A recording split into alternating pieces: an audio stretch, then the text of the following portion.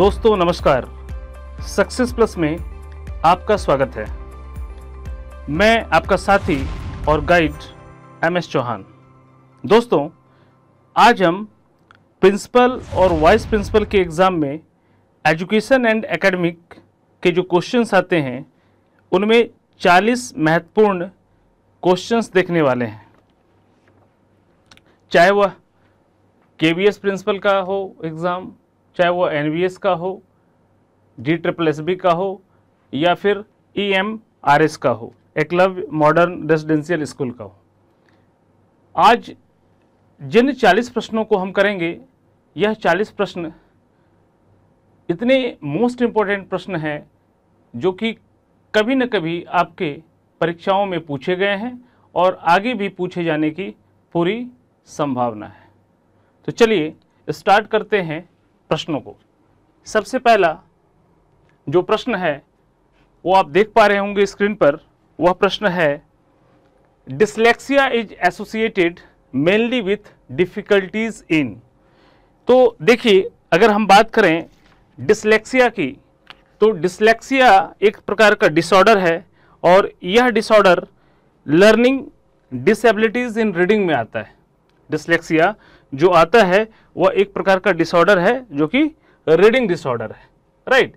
अब बेसिकली अगर देखें तो यहाँ पर कुछ महत्वपूर्ण चीज़ों को अगर हम यहाँ पर देखें ऑप्शंस को, तो रीडिंग, स्पीकिंग एंड हियरिंग और हियरिंग, तो हमारा आंसर क्या हो जाएगा? रीडिंग हो जाएगा, क्योंकि अभी मैंने आपको बताया। अब यहाँ पर रीडिंग में भी क्या होता है कि किस प्रकार की डिफिकल्टीज होती है। तो ऐसे बच्चे जो डिसलेक्सिया से पीड़ित होते हैं, ऐसे बच्चे इनको डिफिकल्टी होती है किन चीज़ों में? तो इनको डिफिकल्टीज होती है लेटर एंड वर्ड रिकॉग्निशन में, है ना। ऐसे बच्चों को दिक्कत आती है। क्लियर है? दूसरी जो प्रॉब्लम फेस करते हैं इस तरह के बच्चे जो डिसलेक्सिया, जिनमें डिसलेक्सिया पाया जाता है, वह बच्चे अंडरस्टैंडिंग वर्ड्स एंड आइडियाज, इनको प्रॉब्लम होती है अंडरस्टैंड करने में। अंडरस्टैंडिंग वर्ड्स एंड आइडियाज, है ना। शब्दों को या विचारों को ये नहीं समझ पाते हैं और इन्हें दिक्कत होती है रीडिंग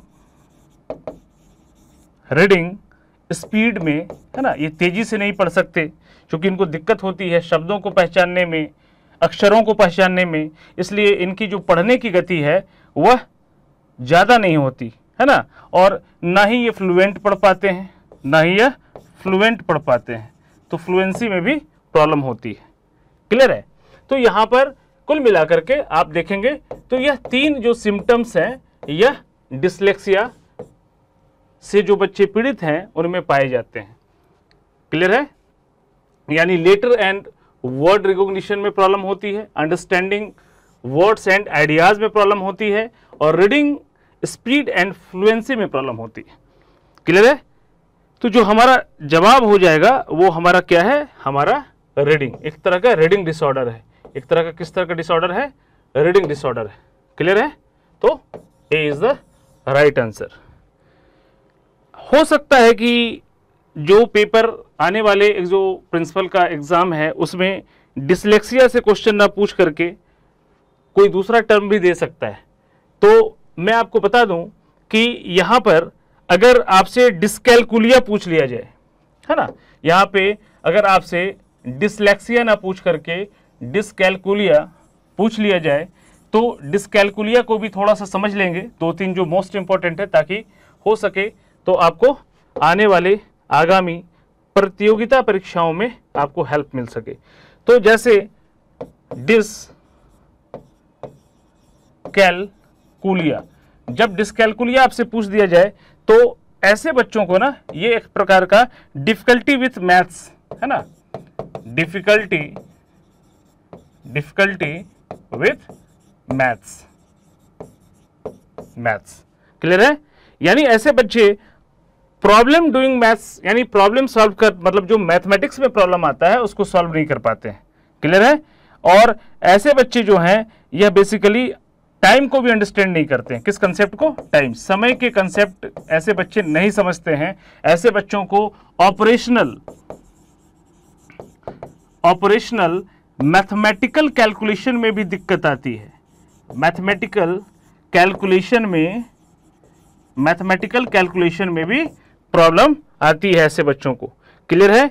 और ऐसे बच्चे मनी के कंसेप्ट को भी, है ना, मनी के कंसेप्ट को भी नहीं समझ पाते हैं। क्लियर है? तो याद रखिएगा, डिसकैलकुलिया एक प्रकार का डिसऑर्डर है जो कि डिफिकल्टी विथ मैथमेटिक्स, है ना, एक तरह का कैलकुलेशन में प्रॉब्लम होता है। क्लियर है? कैलकुलेशन, कैलकुलिया से आप इसको कनेक्ट कर सकते हैं तो याद रहेगा आपको। क्लियर है? तो अगर यह परीक्षा में पूछा जाए, बहुत इंपॉर्टेंट है, पूछा भी गया है, तो आप इसको भी यहां पर याद रखेंगे। दूसरा जो अगला डिसऑर्डर है उसे भी आप एक बार देख लें तो ज़्यादा अच्छा है। पहला तो आपने देख लिया जो परीक्षाओं में पूछा गया है, वह है कि आपका डिसलेक्सिया। दूसरा मैंने आपको बता दिया डिसकैलकुलिया। और तीसरा डिसग्राफिया।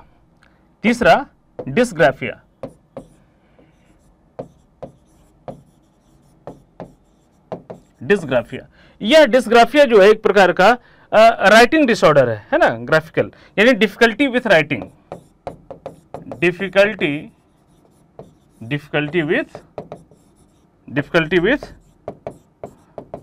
राइटिंग। क्लियर है? यह भी एक प्रकार का डिसऑर्डर है। इसमें डिफिकल्टी रिटन में होता है, लिखने में, है ना, प्रॉब्लम विथ हैंड राइटिंग, है ना। अगर हम इसके कुछ की फीचर्स की बात करें, यानी कैसे हम पहचानेंगे, तो हैंड रिटन, है ना, लिखने में समस्या आना इसके सिम्टम्स हैं। और स्पेलिंग, है ना, और ऑर्गेनाइजिंग आइडियाज। तो इस तरह से आप जब भी डिसग्राफिया आए तो आप समझ जाना कि यह किस प्रकार का ये राइटिंग डिसऑर्डर है। क्लियर है? इसी प्रकार से अगर आपको पूछ दिया जाए, जैसे आपने देखा कि हमने बात की किसकी, डिसलेक्सिया, जो कि पूछा गया है प्रिंसिपल और वाइस प्रिंसिपल के एग्जाम में, तो आप इसका जवाब क्या देंगे? एक तरह का रीडिंग डिसऑर्डर है। अगर डिसकैलकुलिया पूछ दिया जाएगा तो क्या आप लिखेंगे? डिफिकल्टी विथ मैथमेटिक्स या डिफिकल्टी विथ कैलकुलेशन। अगर डिसग्राफिया पूछ देगा तो क्या लिखेंगे? Difficulty with written. इसी प्रकार से अगर आपसे डिस्प्रैक्सिया पूछ दिया जाए, क्या पूछ दिया जाए? डिस्प्रैक्सिया।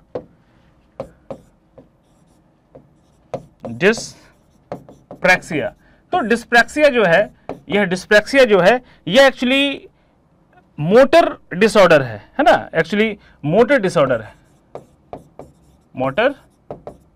है। अब मोटर डिसऑर्डर में भी अगर आपने पढ़ा होगा तो फाइन मोटर और ग्रॉस मोटर होता है।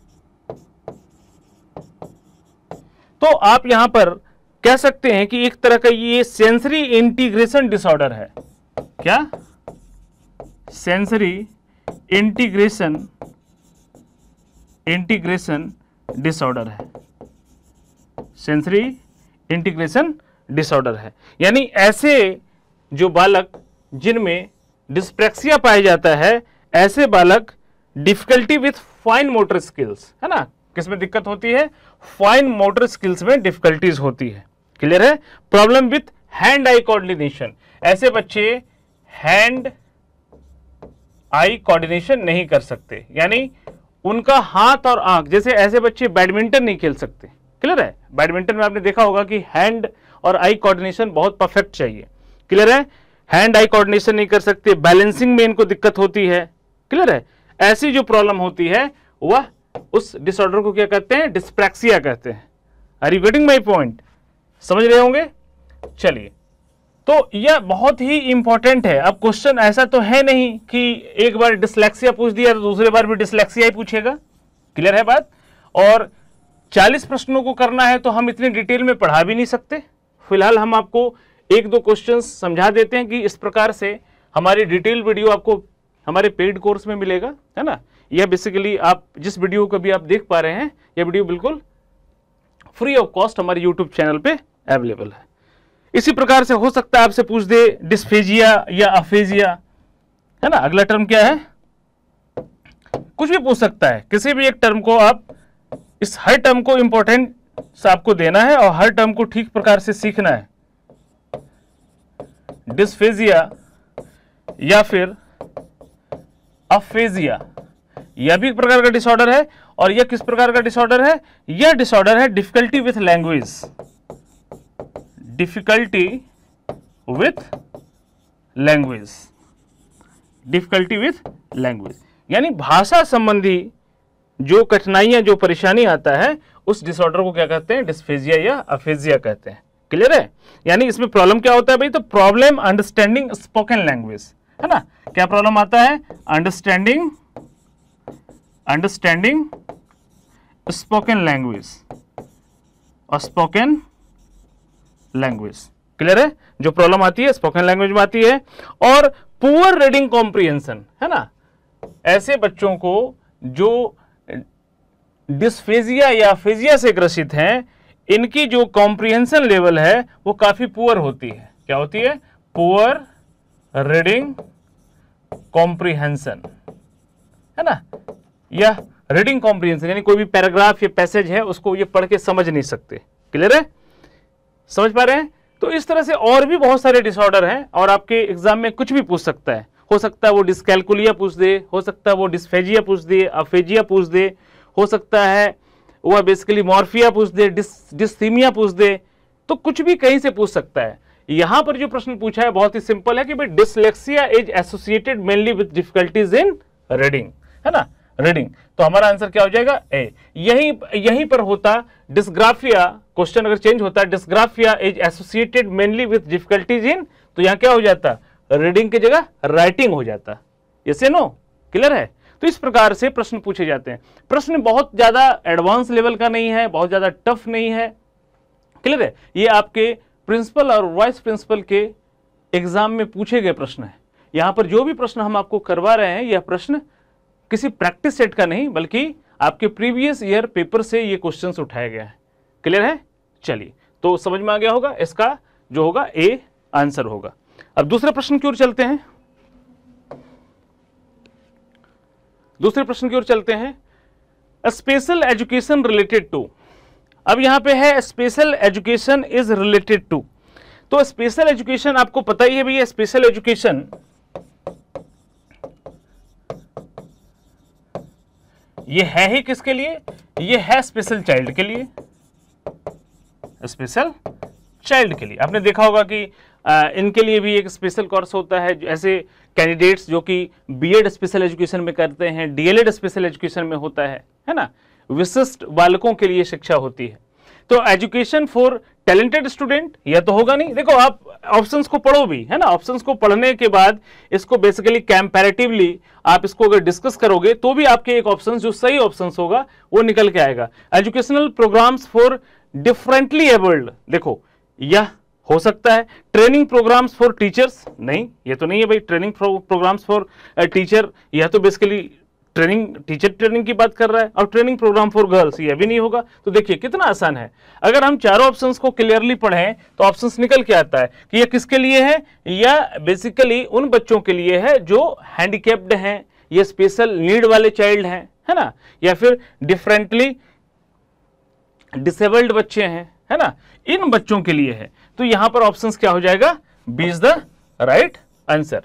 क्लियर है। स्पेशल एजुकेशन, स्पेशल एजुकेशन मतलब educational programmes for differently disabled बच्चे। अब यहां पर देखो बेसिकली ऐसे बच्चे कौन से होते हैं, ऐसे बच्चे दिव्यांग बच्चे जिनको कहते हो, फिजिकली चैलेंज जो होते हैं, है ना, जो फिजिकली चैलेंज्ड बच्चे होते हैं। इसमें हो सकता है कि वह बच्चा जो है, हो सकता है वह बच्चा जो ठीक से नहीं पढ़ पा रहा हो, या हो सकता है वो बच्चा शारीरिक रूप से किसी प्रकार का विकलांग हो, है ना, हो सकता है उस बच्चे के कोई एक अंग ना हो।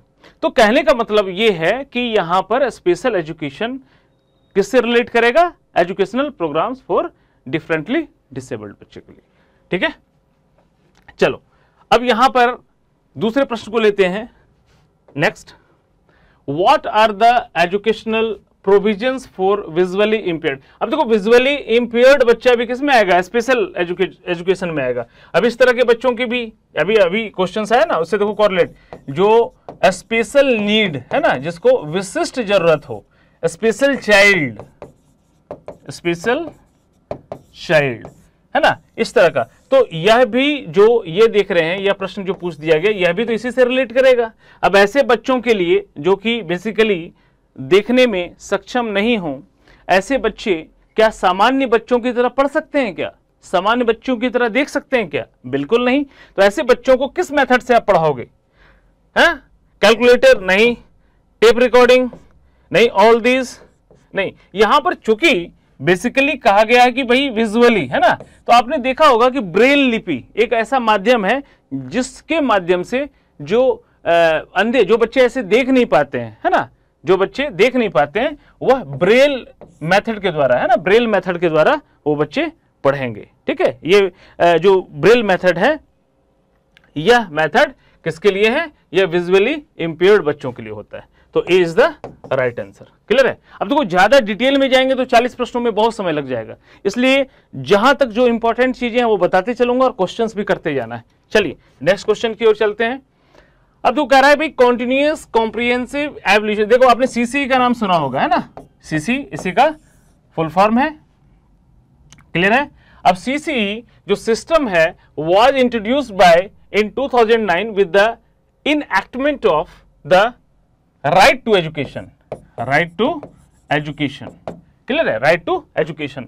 तो यह बेसिकली ऑब्वियस सी बात है, अगर हम चारों ऑप्शंस को देखें तो यूजीसी भाई यूनिवर्सिटी ग्रांट कमीशन की बात करता है ना, ये यूनिवर्सिटी में जितने भी नॉर्म्स वगैरह है यही बनाते हैं। SCERT state council education research and training, ये भी नहीं होगा। क्लियर है?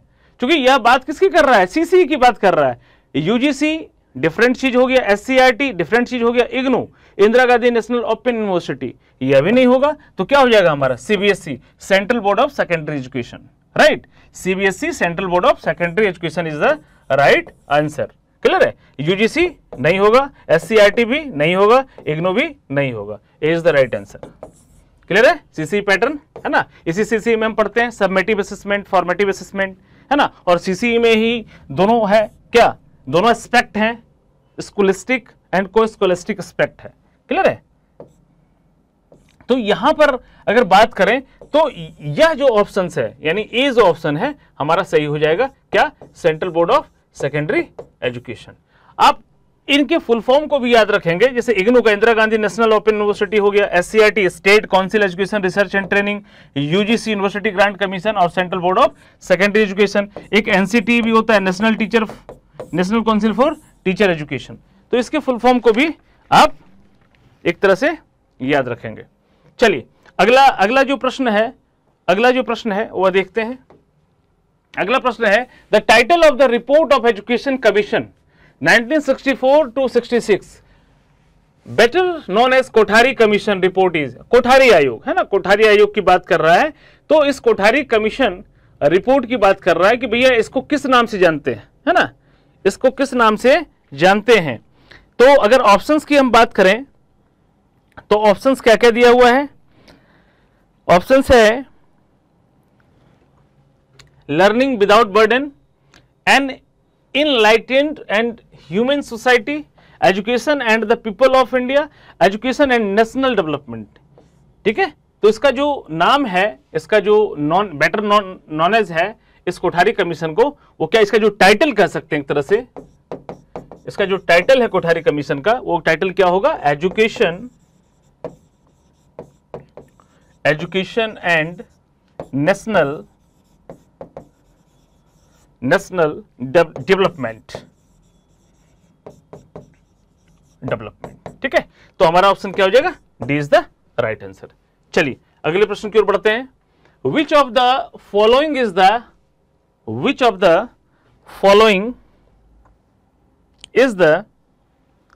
is the apex body in the area of textbook designing and curriculum framework in India। ठीक है? तो यहां पर which of the following is the apex body in the area of text book designing and curriculum framework in India. भाई देखो simple सी बात है, text book designing का जो काम है आप सभी को पता है कि आप सब एनसीईआरटी की किताबें पढ़ते हो, एनसीईआरटी है ना, national council education research and training. इसका काम ही है बेस्ट क्वालिटी के बुक्स को डिजाइन करना, उसके टेक्स्ट को, क्वालिटी ऑफ टेक्स्ट को डिजाइन करना, उसके करिकुलम के फ्रेमवर्क को तैयार करना। इंडिया में आपके टेक्स्ट बुक के करिकुलम के फ्रेमवर्क को तैयार करने की रिस्पॉन्सिबिलिटी एनसीईआरटी की है, national council education research and training की है। अब देखो यहां से अगर मान लीजिए ये ऑप्शन आपको नहीं भी पता है तो भी आप देखो इसको कैसे हम ऑप्शंस को चूज करते हैं। यूजीसी नहीं होगा, यूनिवर्सिटी ग्रांट कमीशन तो नहीं होगा ना, क्योंकि भाई text book designing school level की चीज है। अब यहां पर देखो, यहां पर क्या है, यूजीसी यूनिवर्सिटी ग्रांट कमीशन बड़े लेवल का है ना, हायर होते, मतलब यहां पर आप क्या करते हो बेसिकली जो है हायर एजुकेशन के लिए हम ज्यादा जाते हैं, एमएचआरडी है ना यहां पर। अब देखो एचआरडी ये भी नहीं होगा, एनसीटी, अब ये नॉर्म्स क्यों किसके लिए बनाता है, जितने भी ट्रेनिंग कॉलेजेस हैं है ना, एनसीटी मतलब आप जो बीएड करते हैं या फिर आप जो डीएलएड वगैरह करते हैं, इसके रूल्स एंड रेगुलेशन को एनसीटी बनाता है। एनसीईआरटी इसका होगा, क्या होगा, D is the right answer, ये भी नहीं होगा। तो अकॉर्डिंग टू क्वेश्चंस हमें जाना है। यहां पे करिकुलम फ्रेमवर्क दे दिया है, तो करिकुलम फ्रेमवर्क जो इंडिया में करने का काम है वो एनसीईआरटी का है, क्लियर है ना। तो क्या हो जाएगा हमारा, D is the right answer हो जाएगा। चलिए अगले प्रश्न को हम लेके चलते हैं, थोड़ा तेजी से करेंगे। एज पर राइट एजुकेशन, फिर आ गया RT act 2009, minimum number of working days instructional hours in an academic year for class 1 to 5th will be. अब तो यहाँ कुछ चीजें बताना चाहूंगा मैं आपको, चूंकि यहां से प्रश्न बार बार पूछा जाता है। अब यहाँ पे प्रश्न हो सकता है कि आपको आगे डिफरेंट तरीके से पूछा जा सके। अब यहाँ पे एक तो आप ये देख लें कि जो आरटी एक्ट 2009 है, यह बेसिकली इफेक्ट में कब आया, लागू कब हुआ, ये तो लागू हुआ 1 अप्रैल 2010। पहले तो आप एक चीज ये याद रखेंगे, ठीक है, क्लियर है, समझ में आ रहा है, पूछ देगा आपसे। दूसरा, आप अमेंडमेंट कौन सा होगा, है ना, अमेंडमेंट कौन सा होगा ये भी आप याद रखेंगे। और बेसिकली यहां पर इंसर्टेड, कब इंसर्टेड, किस आर्टिकल के तहत इंसर्टेड हुआ, यह भी आपको याद रखना है, ठीक है। तो यहां पर बहुत सारी चीजें पूछी जा सकती है, तो मोटे तौर पे आपको ये ध्यान रखना है कि राइट टू एजुकेशन एक्ट 2009 जो है ये लागू कब हुआ, तो 1 अप्रैल 2010 से लागू हुआ। और यहां पर इंसर्टेड, अगर इंसर्ट पूछा कि भाई इंसर्टेड कब हुआ, किस आर्टिकल के तहत, तो 21A के तहत हुआ। इसके तहत क्या प्रावधान था, तो 6 से 14 वर्ष के जो बालक हैं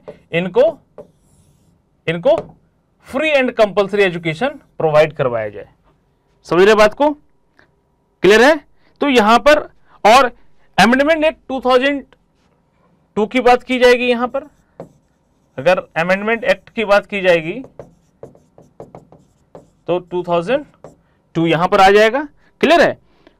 चलिए, तो इसमें बहुत सारे फैक्ट्स हैं, आपको इस फैक्ट्स को ठीक से पढ़ना होगा ताकि आपको ये फैक्ट्स याद रहें, क्लियर है। अब यहां चूंकि हम क्वेश्चन पे आते हैं, क्वेश्चन में कुछ और पूछा, क्वेश्चन में पूछा गया इंस्ट्रक्शनल आवर्स की बात की गई है। तो देखो भाई यहां पर आवर्स की बात की गई है और ऑप्शंस में डेज दिया हुआ है, तो दोनों को हम देख लेते हैं। अगर बात की जाए, है ना, इसको थोड़ा इरेज कर देता हूं मैं, अगर बात की जाए इंस्ट्रक्शनल आवर्स की या फिर बात की जाए डेज की और बात की जाए प्राइमरी और मिडिल की, तो दोनों को हम देख लेते हैं। चलो, अब यहां पर हम बात करते हैं क्लास 1 से 5th की। एक ये हो गया आपका क्लास 1 से 5th और दूसरा हो गया 6 to 8th। दोनों को ध्यान से देखेंगे। 1 से 5th के लिए बेसिकली मिनिमम कितने वर्किंग डे होने चाहिए, 200 वर्किंग डे होने चाहिए। याद रखिएगा, कितने वर्किंग डे, 200 वर्किंग डेज होना चाहिए। और 6 to 8th के लिए कितने होने चाहिए, 220 डेज वर्किंग डेज होने चाहिए। यस या नो, क्लियर है। और यही अगर आर पूछ दे, इंस्ट्रक्शनल आर पूछ दे, तो हमेशा याद रखना यहां पे हो जाएगा कितना, 800 इंस्ट्रक्शनल आर, है ना, घंटे। और अगर इसके लिए पूछे 6 to 8th के लिए, है ना, इसके लिए मिडिल के लिए, तो क्या हो जाएगा यहां पर 1000 इंस्ट्रक्शनल आवर्स हो जाएगा, क्लियर है। क्योंकि यहां पर पूछा गया है किसका, प्राइमरी सेक्शन का, है ना, क्लास 1 to 5th। तो यहां क्लास 1 to 5th पूछा गया है, तो हमारा जवाब क्या हो जाएगा, कितने हो जाएंगे, बताइए कितने हो जाएंगे? 200 वर्किंग डेज। देखो ना, ये रहा है ना, यानी 200 वर्किंग डेज, यानी A option, A is the right. हमारा कौन सा हो जाएगा जवाब? ये वाला जवाब हो जाएगा हमारा, A is the right answer, है ना, A is the right answer. Clear है? और एक इसमें प्रश्न पूछा जाता है जो कि बहुत ही इंपॉर्टेंट है, इसको भी देख लीजिए। कई बार पूछ देता है कि 1 वीक में कितने आवर्स का होना चाहिए, है ना, 1 वीक में, और ये क्वेश्चंस कई बार पूछा भी गया है, तो इसको भी देख लीजिए एक बार। अगर पूछ दिया जाए तो आप याद रखेंगे कि 45 आवर्स, ठीक है, 45 आवर्स इन अ वीक, इन अ, एक सप्ताह में 45 घंटे, इंक्लूडिंग प्रिपेयरिंग आवर्स, इंक्लूडिंग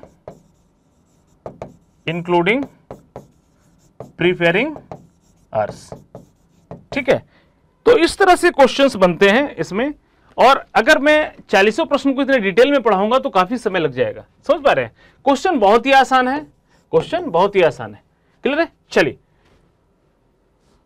अगर आपको यह वीडियो अच्छा लग रहा हो और इस वीडियो से आप कुछ सीख पा रहे हो तो आप हमारे चैनल को लाइक, शेयर और सब्सक्राइब करना ना भूलें। चलिए, तो यहां पर आप देखते हैं, अगले प्रश्न की ओर बढ़ते हैं। As per national curriculum framework NCF 2005, है ना, इसके अकॉर्डिंग जो craft should be taught as a, तो भाई क्राफ्ट को तो हमें प्रोजेक्ट के तौर पे ही रखते हैं ना, सब्जेक्ट तो होगा नहीं, क्लासरूम एक्सरसाइज भी नहीं होगा, ऑल ऑफ दिस भी नहीं होगा, ये हम एज अ प्रोजेक्ट वर्क के तौर पे रखते हैं। कैसे रखते हैं? एज अ प्रोजेक्ट के अंतर्गत आता है ये, ठीक है। चलिए, अगला प्रश्न।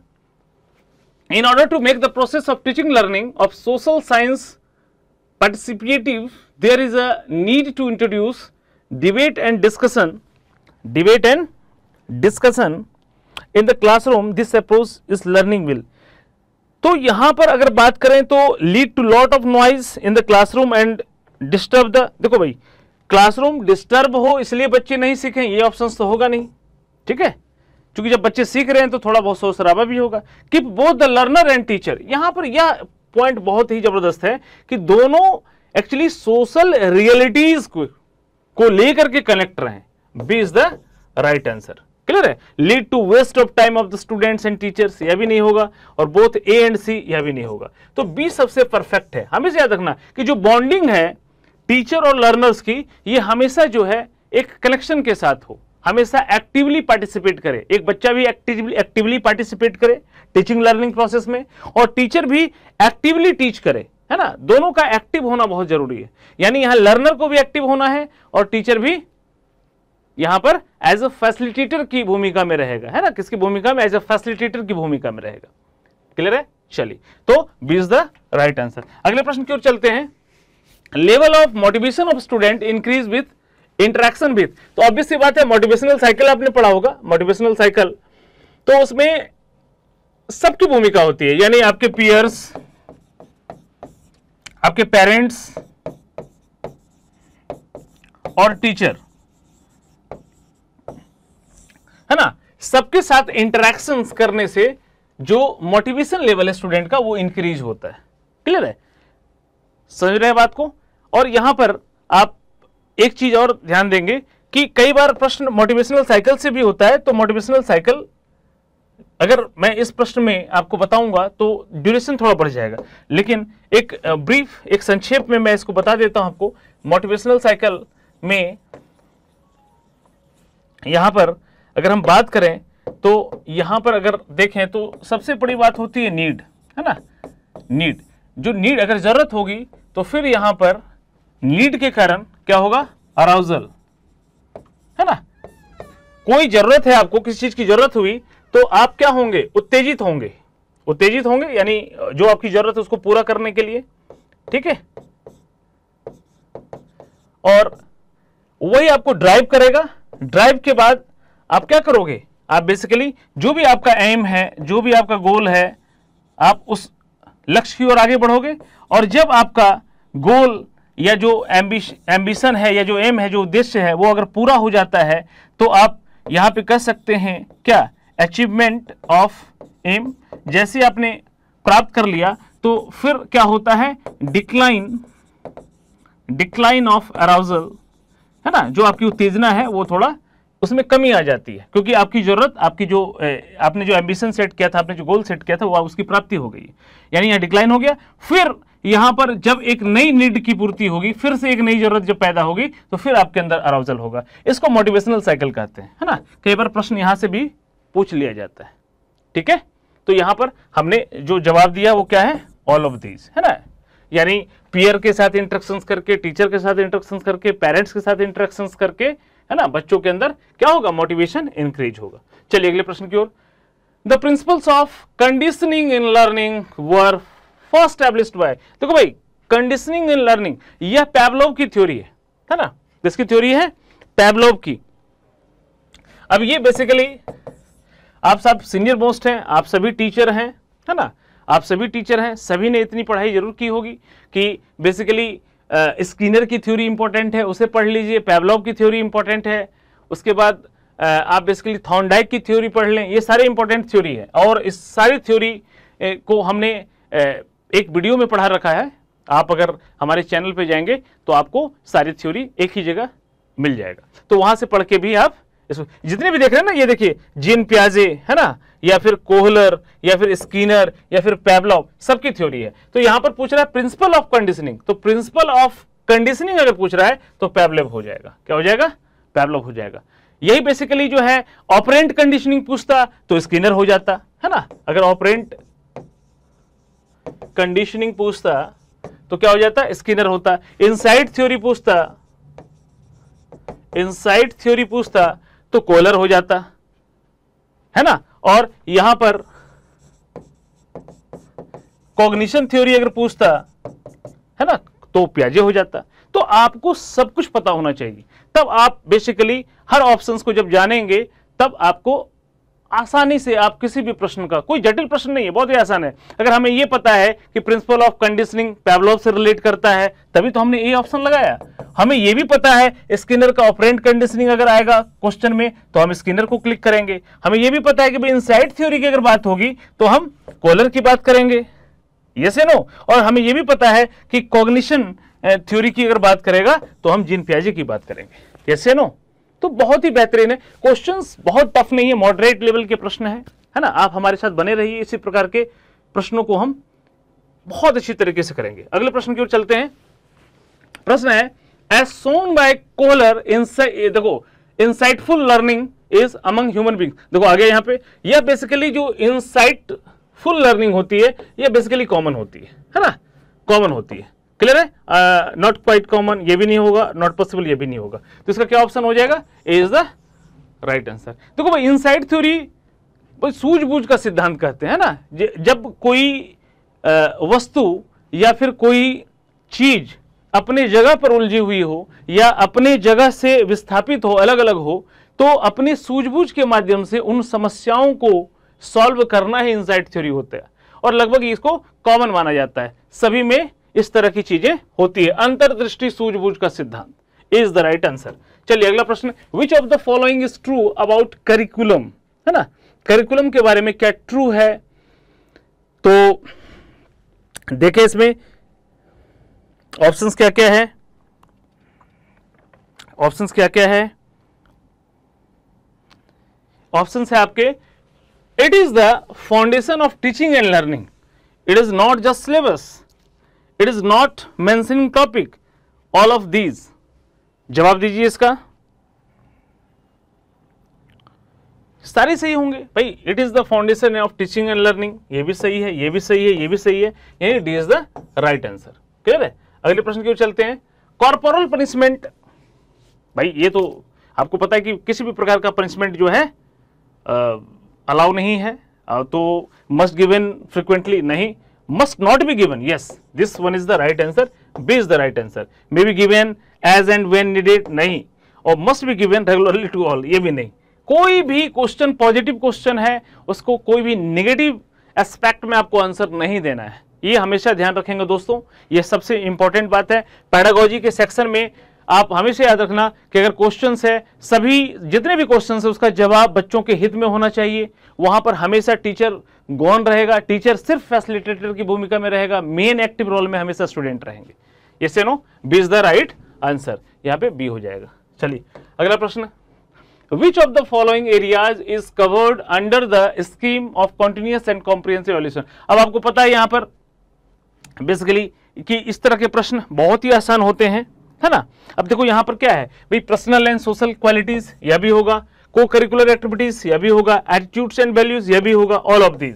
क्योंकि आपको पता है सीसीई में दोनों आ जाता है ना, स्कोलास्टिक और को स्कोलास्टिक, है ना। इसमें जो भी एकेडमिक है और दूसरे जो एक्स्ट्रा करिकुलर एक्टिविटीज है दोनों आ जाते हैं। क्लियर है? तो यहां पे ऑल ऑफ दीज आंसर हो जाएंगे, यानी D is the right answer. चलिए अगले प्रश्न की ओर चलते हैं। Having immediate sensory contact with the actual object in learning is called.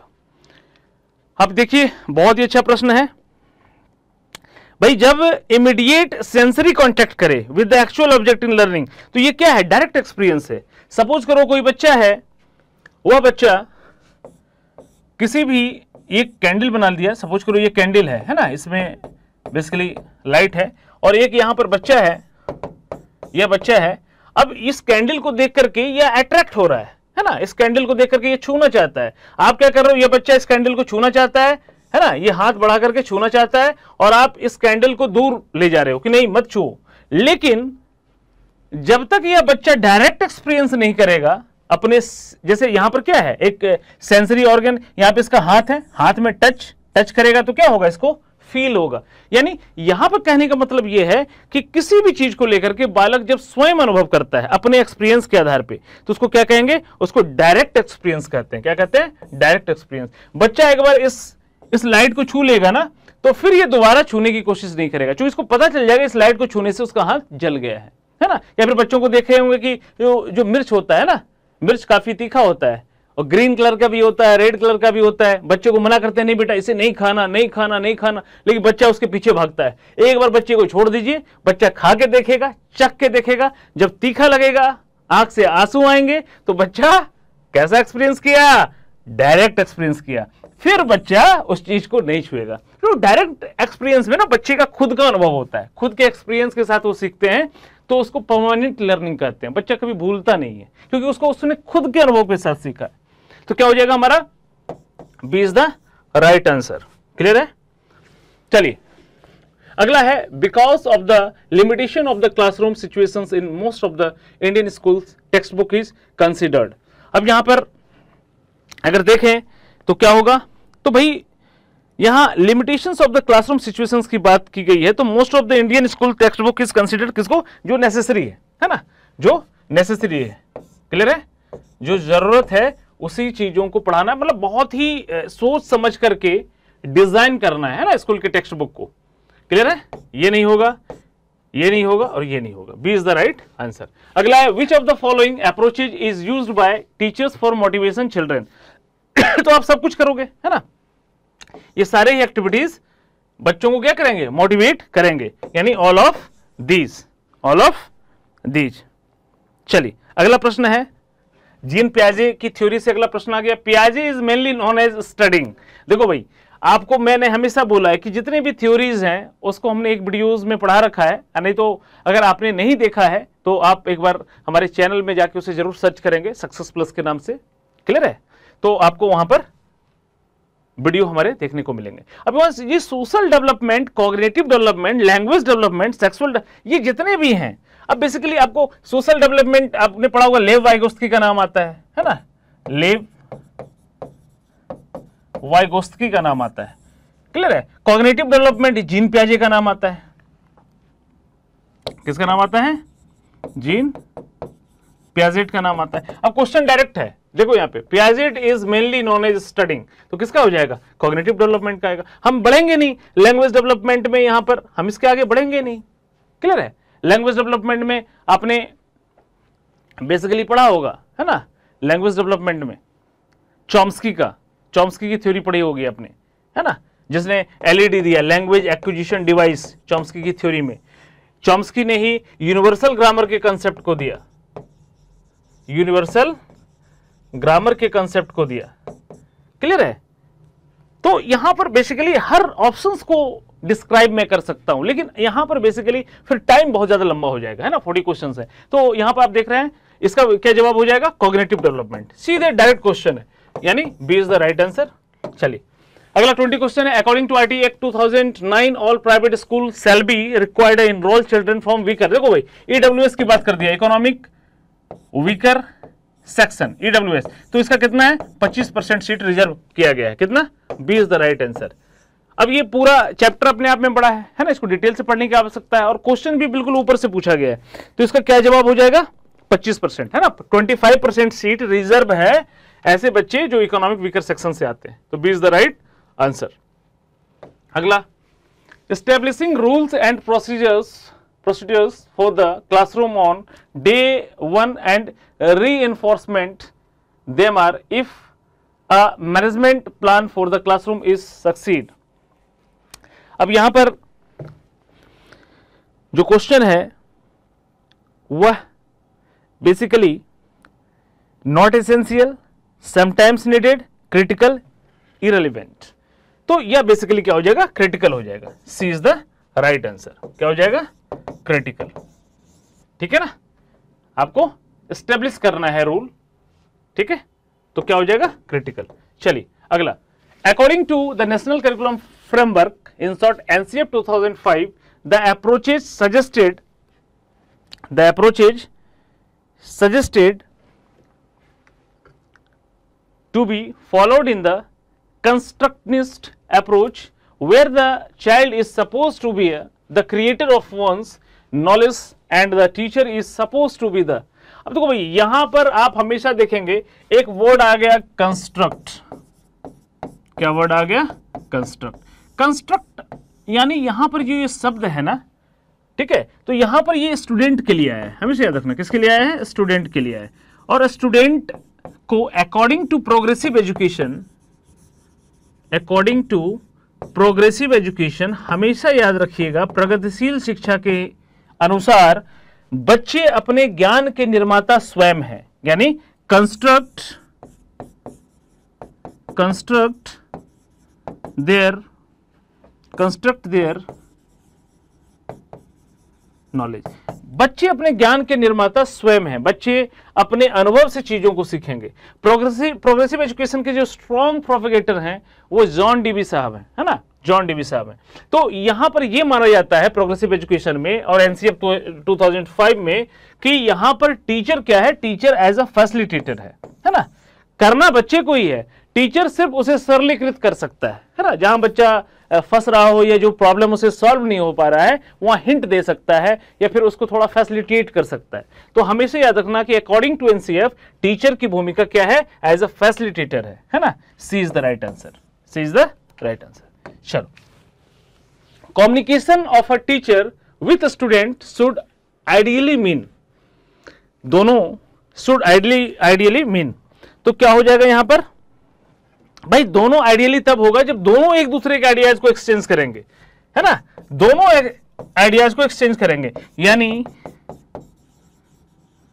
Exchanges of ideas with each other, ऐसा नहीं कि सिर्फ टीचर ही करेंगे, बल्कि यहां पर स्टूडेंट और टीचर दोनों एक दूसरे से आइडिया को क्या करेंगे, एक्सचेंज करेंगे। क्लियर है? तब उस कम्युनिकेशन को क्या कहा जाएगा भाई, एक आइडियल कम्युनिकेशन कहा जाएगा। चलिए, तो यहां पर इसका जवाब क्या हो गया, B is the right answer. अगले प्रश्न की ओर चलते हैं। The main purpose of assessment, देखो भाई असेसमेंट का मेन पर्पस तो होता है आपके अचीवमेंट ऑफ लर्निंग को मापना, है ना, अचीवमेंट ऑफ लर्निंग को मापना। क्लियर है? तो decide if a student should be promoted to the next class, no. Point out the errors of the student, ये भी नहीं होगा। Measures the achievement of learning, जी हाँ ये होगा, क्योंकि असेसमेंट आकलन है। आकलन क्या है, तो भैया आपने जो कुछ भी अचीव किया है लर्निंग में, जो कुछ भी आपने सीखा है, उसके मेजरमेंट को ही असेसमेंट कहते हैं। तो C is the right answer. Clear है? डी भी नहीं होगा, तो इसका क्या जवाब हो जाएगा, सी। चलिए, a teacher took her class for a field trip and after coming back she discussed the trip with her students. It may connected has. अब देखो भाई ये वाला जो चीज है ना, ये basically assessment for learning, assessment of learning, assessment as learning, है ना, 3 होता है। तो यहां पर ये क्या होगा, असेसमेंट ऑफ लर्निंग का पार्ट होगा। क्या होगा, असेसमेंट ऑफ लर्निंग का पार्ट होगा। क्लियर है, क्योंकि यहां पर बच्चा किसी ट्रिप, एक टीचर ट्रिप पे ले गया, उस ट्रिप से रिलेटेड डिस्कस कर रहे हैं, इसलिए असेसमेंट ऑफ लर्निंग होगा। असेसमेंट एज लर्निंग का मतलब होता है बच्चे जब स्वयं का आकलन करते हैं, है ना। तो ये सब चीजें आपको 2-3 पॉइंट आपको याद रखनी होगी। तो इसका क्या हो जाएगा, assessment of learning B is the right answer.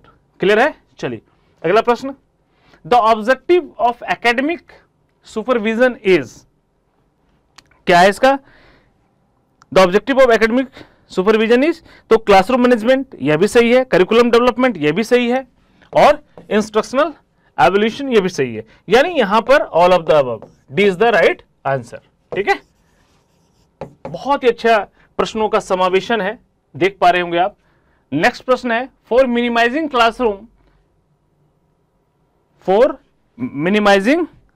Classroom absenteeism the most effective method is to.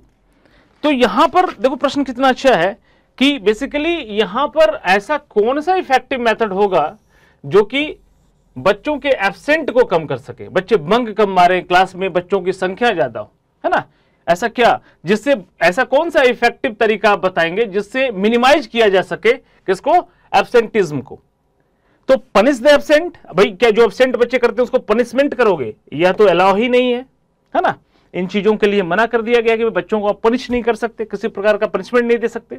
Allow student to attend और not to attend the class, यह भी नहीं है। तो बहुत सारे नेगेटिव अप्रोच हैं।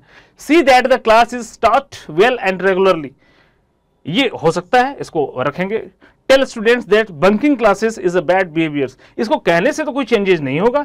यानी यहां पर आप बेसिकली अगर अच्छा पढ़ा रहे हैं और रेगुलर पढ़ा रहे हैं, इन चीजों को अगर ध्यान रखा जाए तो आप जरूर ये देखेंगे कि आपके क्लास में बच्चे कभी एब्सेंट नहीं करेंगे। अब अगर आपकी टीचिंग लर्निंग प्रोसेस इफेक्टिव है और आप डेमोक्रेटिक क्लासरूम या डेमोक्रेटिक क्लासरूम इन्वायरमेंट को क्रिएट करते हो, तो ऑब्वियस सी बात है कि बच्चे आपके टॉपिक को या आप जो पढ़ा रहे हो उसमें इंटरेस्ट लेंगे और बच्चे क्लास बंक नहीं करेंगे, बच्चे एब्सेंट नहीं करेंगे। क्लियर है, तो C is the right answer. चलिए अगला प्रश्न, विच of the following is the list important in teaching, list important in teaching. Clear है, कौन सा है, तो इसमें देखेंगे तो यहां पर हमेशा देखेंगे भाई, यहां पर हमेशा याद रखें क्या, लेक्चरिंग इन इंप्रेसिव वेज, ये तो भी ठीक है ना। Maintaining discipline in the class, ये भी ठीक है। पनिशिंग स्टूडेंट, ये कभी नहीं होगा, है ना। इसमें यही पूछा है कि किसको जो है लिस्ट इंपॉर्टेंस देंगे, तो कभी नहीं, इसको हम कभी इंपॉर्टेंस नहीं देंगे, यानी C is the right answer. बाकी इनकरेजिंग स्टूडेंट, ये भी सही है। तो अकॉर्डिंग टू क्वेश्चंस जो हमारा सही आंसर हो जाएगा वो C is the right answer. कई बच्चों को पनिश नहीं करना है। When did UGC start educational programs on TV? अब देखो इस तरह के क्वेश्चंस फैक्ट बेस्ड क्वेश्चंस हैं, और ये ऐसे क्वेश्चंस अगर आपने पढ़ा है तो आप इसका जवाब दे सकते हो। ऐसा क्वेश्चन कॉन्सेप्ट से नहीं बनेगा, ऐसा क्वेश्चन पढ़ने से बनेगा। तो यह कब था, 1984 में, है ना। 1984 में यूजीसी यानी यूनिवर्सिटी ग्रांट कमीशन ने स्टार्ट किया था एजुकेशनल प्रोग्राम, किस पे, टेलीविजन पे। चलिए next, educational planning related to, जो एजुकेशनल प्लानिंग है वो किससे रिलेट करता है बताइए। Choosing the best course of action for achieving the educational objective. जी हाँ, आप देख पा रहे होंगे भाई एजुकेशनल प्लानिंग क्यों होती है ना। बेसिकली प्लानिंग इसलिए होती है ना ताकि आप चूज कर सको, क्या आप क्या चूज कर सको, बेस्ट कोर्स, है ना। और वह कोर्स जो कि एक्शन में आए और जो कि आपके जो भी एजुकेशनल गोल हैं, जो भी एजुकेशनल ऑब्जेक्टिव हैं, उसको क्या वो कर सके, फुलफिल कर सके, उसको पूरा कर सके। ठीक है, तो A is the right answer. बाद बाकी रिक्रूटमेंट ऑफ टीचर्स, ये नहीं होगा। Checking whether the performance is confirm, ये भी नहीं होगा। और मोटिवेटिंग द सबऑर्डिनेट्स, नहीं। यानी सबसे जो बेहतरीन ऑप्शन है वो A is the right answer. हमारा पर्पस ही क्या है एजुकेशनल प्लानिंग का, कि choosing the best course of action for achieving the educational objectives. चलिए अगला प्रश्न है, teacher often put questions to students during, है ना, क्वेश्चंस पढ़िए आप लोग, एक बार जवाब देने की कोशिश कीजिए।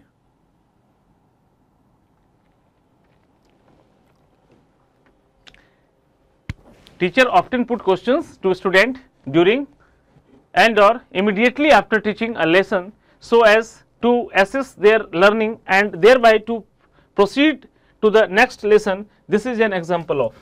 अब देखो भाई, ड्यूरिंग द क्लासरूम अगर बात करें, यहां कभी कंफ्यूज मत होइएगा, अगर बात करें ड्यूरिंग द टीचिंग, है ना, पढ़ाई के अवधि काल में, पढ़ाई के दरमियान, तो हमेशा से क्या असेसमेंट हो जाएगा? फॉर्मेटिव हो जाएगा। कौन सा हो जाएगा? फॉर्मेटिव असेसमेंट, है ना। और कभी भी बोल दे end of the term, end of the lesson या टर्म या ईयर, तो ये हमेशा क्या हो जाएगा? ये हमेशा हो जाएगा समेटिव असेसमेंट। क्या हो जाएगा? Summative assessment. क्लियर है? क्लियर है?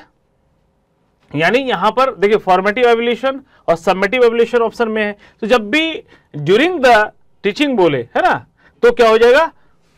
फॉर्मेटिव एवल्यूशन हो जाएगा। और जब भी एंड ऑफ द लेसन या and of the term, end of the year बोले, तो ये हमेशा क्या हो जाएगा? समेटिव एवल्यूशन हो जाएगा।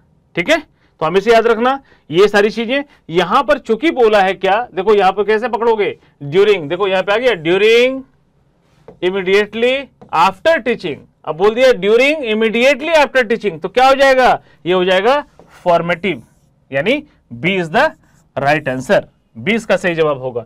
यही अगर बोलता क्या, यहां पे ड्यूरिंग नहीं होता, यहां पे क्या होता है? एंड ऑफ द लेसन या एंड ऑफ द टर्म या एंड ऑफ द ईयर, है ना, तो क्या हो जाता? यहां पर हो जाता क्या? Summative evolution.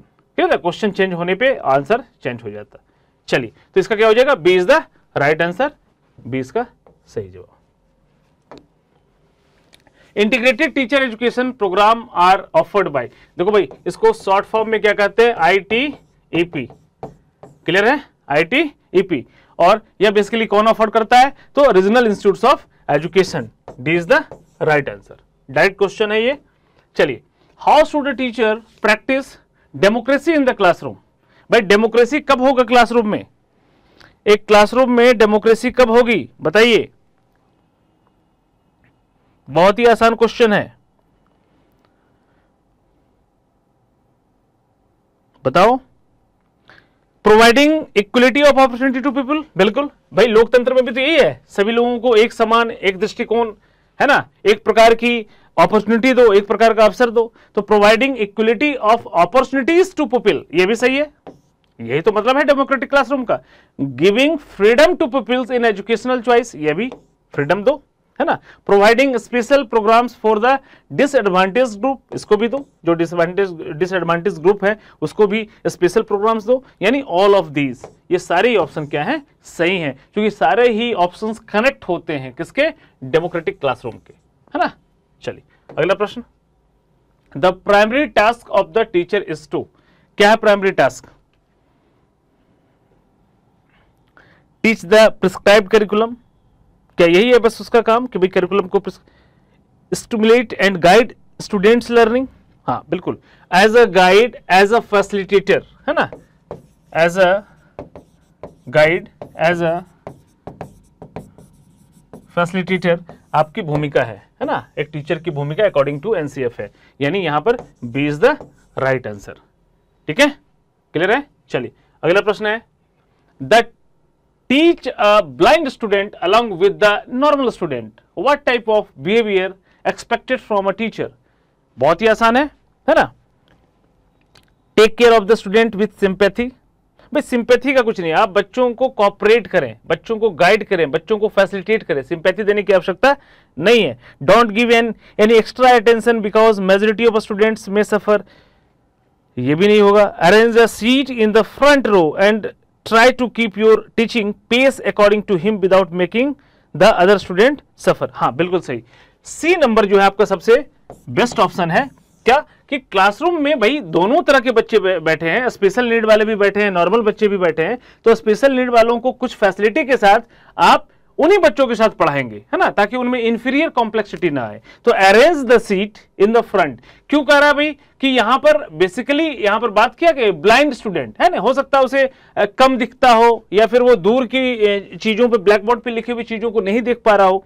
तो आप जो भी समस्याएं हैं उसको आप उसके सीट को अरेंज करेंगे, arrange the seat in the front of row and try to keep your teaching pace according to him. और अपने जो पढ़ाने की गति है ना, जो पेस ऑफ लर्निंग है या उस बच्चे की जो सीखने की गति है उसके अकॉर्डिंग आपको पढ़ाना है ना, उस बच्चे के अकॉर्डिंग।